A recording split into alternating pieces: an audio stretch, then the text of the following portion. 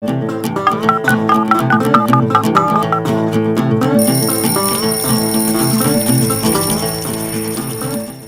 today we have with us Tom Shamshack, private investigator, and with an extensive bio in law enforcement, who is here today to tell us some interesting facts about private investigators, education, and their work role, and I'm sure a number of other things.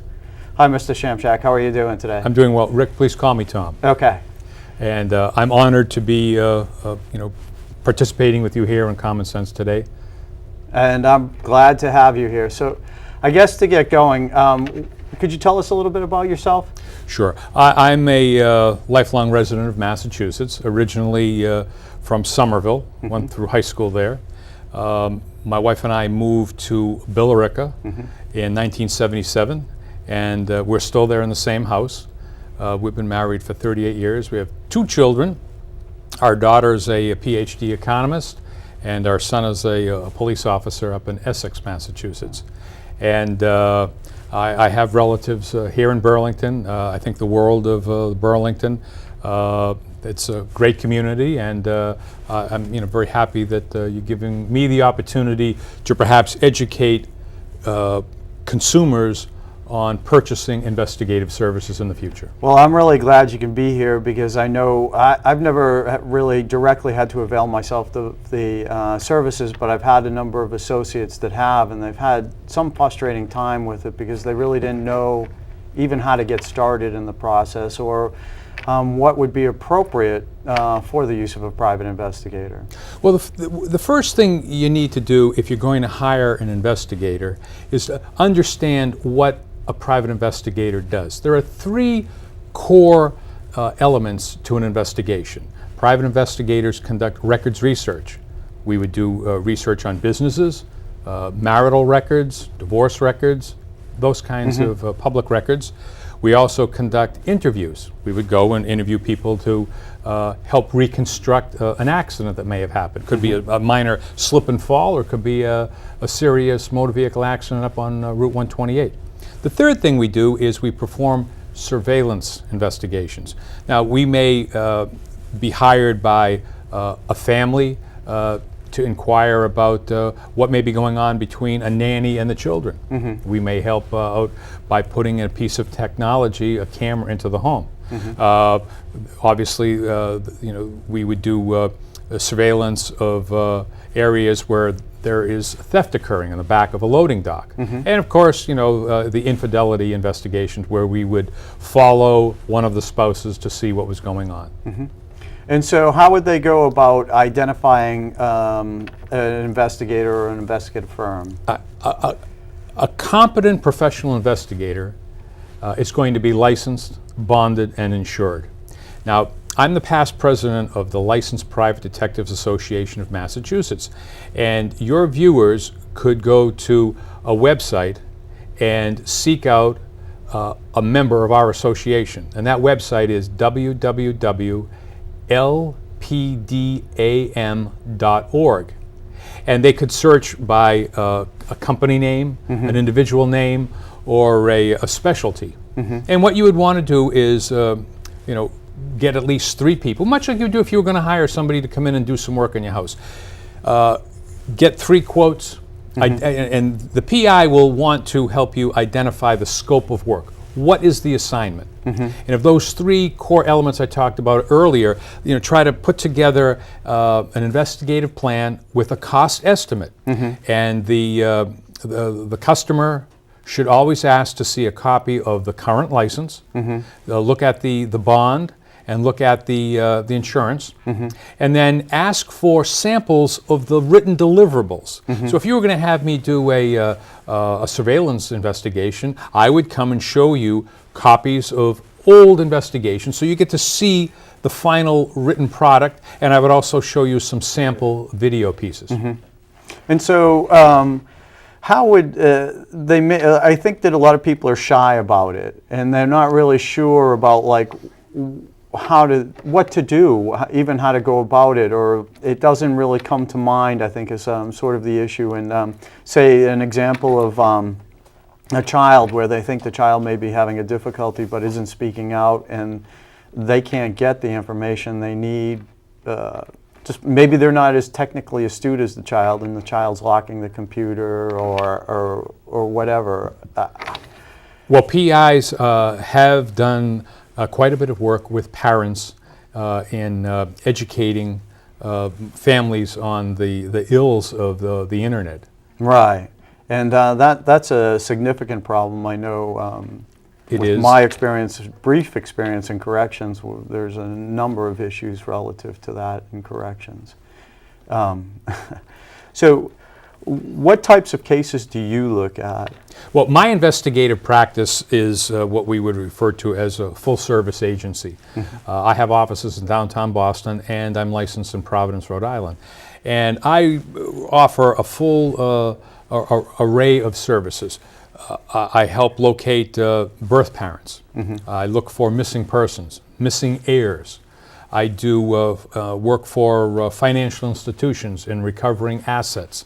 I work on criminal defense investigations. I work for some well-known criminal defense lawyers here in Massachusetts who represent people who have been accused of a crime. Now remember, they're mere accusations, and there is a presumption of innocence.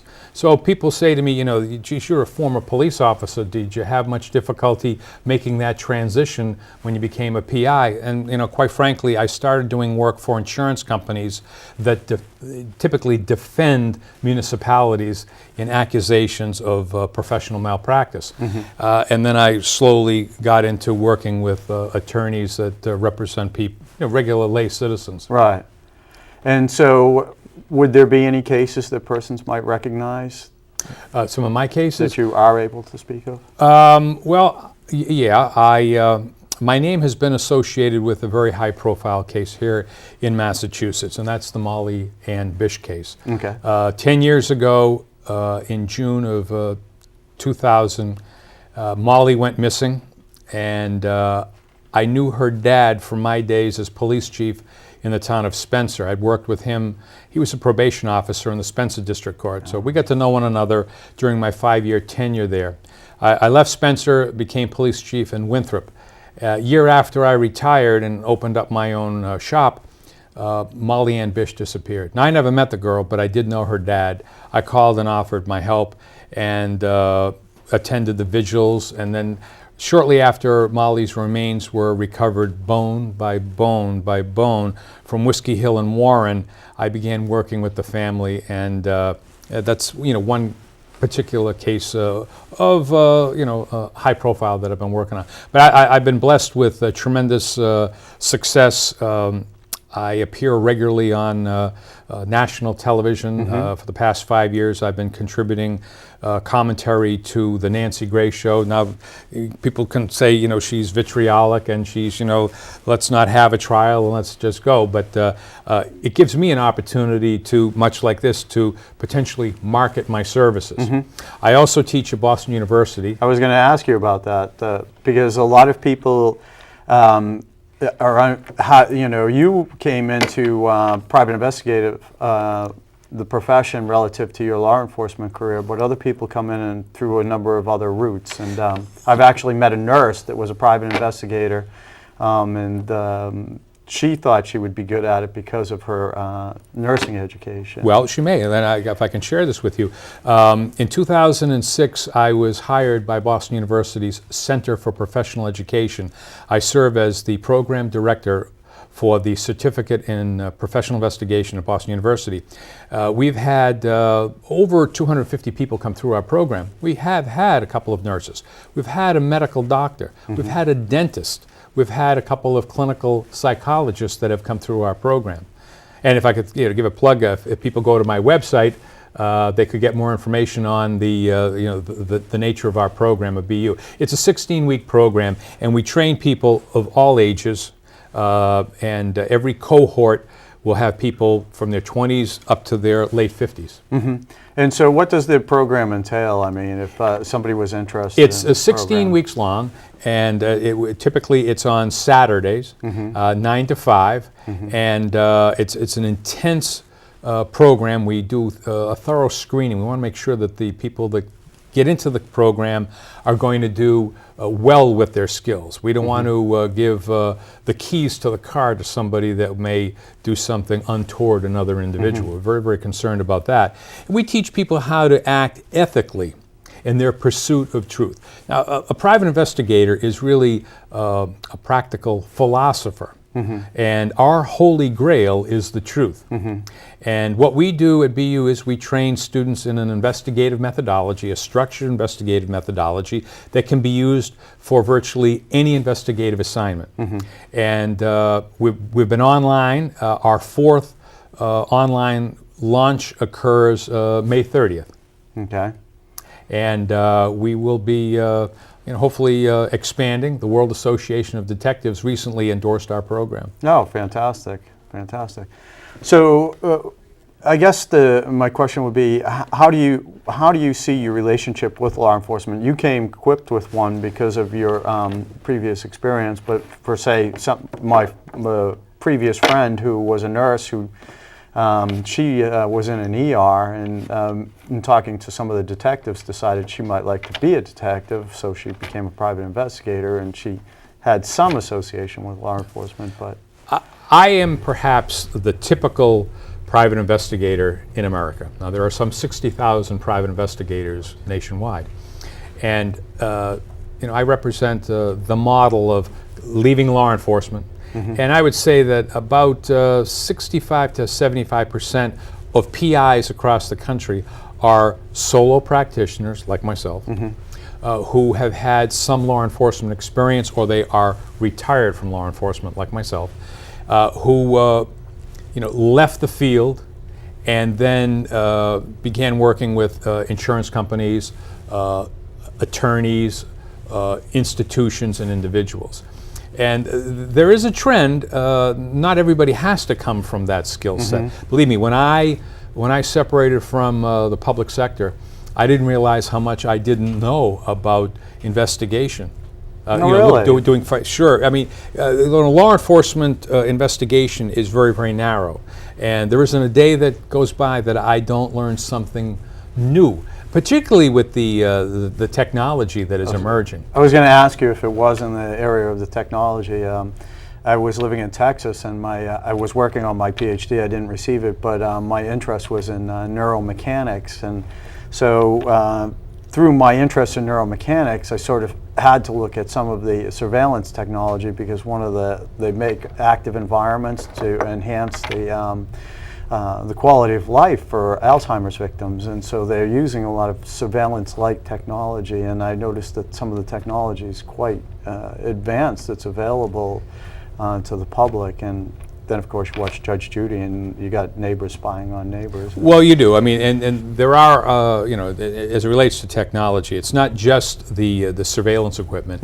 I also include in that the hardware. Listen. We walk around connected to a GPS. Right. Who doesn't have a cell phone today? Virtually everybody has one.